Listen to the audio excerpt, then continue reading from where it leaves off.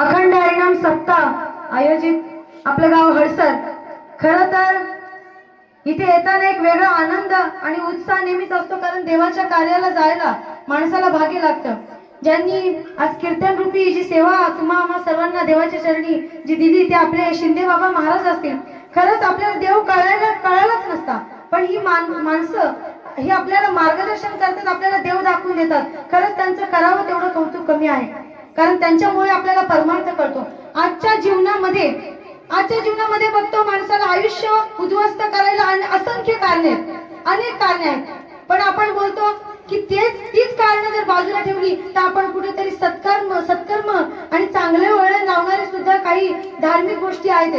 आपण व्यसनाधीन जाणारी पिढी बघतो, काही म्हणजे वाईट विचारांनी जाणारी पिढी बघतो। पण खरं तर मी म्हणेन माझ्या माईबाप भगिनींना की तुम्ही पांडुरंगाकडे एकदा डोळ्याने बघा, आपले डोळे पवित्र होतील। तुम्ही टाळ वाजवा, त्याची आरती करताना आपले हात पवित्र होतील। तुम्ही त्याच्या दारी जा पायी चालत, आपले पाय पवित्र होतील।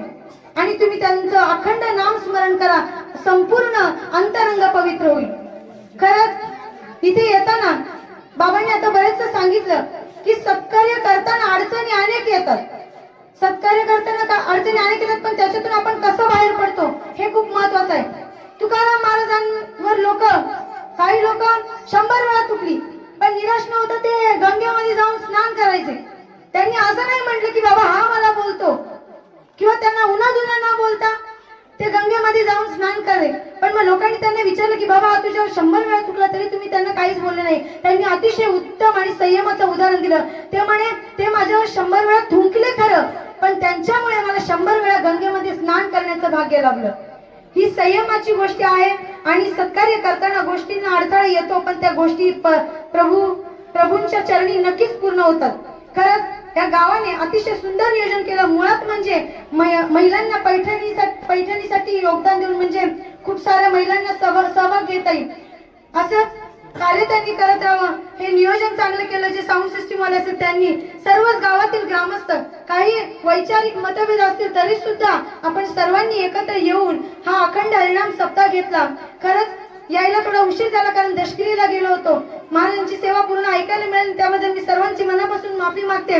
आणि तुम्ही असंच पुढे हे कार्य, धार्मिक कार्य करत राहा, आणि आमची कुठे गरज लागली तर हे लांडे कुटुंब नेहमीच सर्वांच्या मदतीसाठी आहे।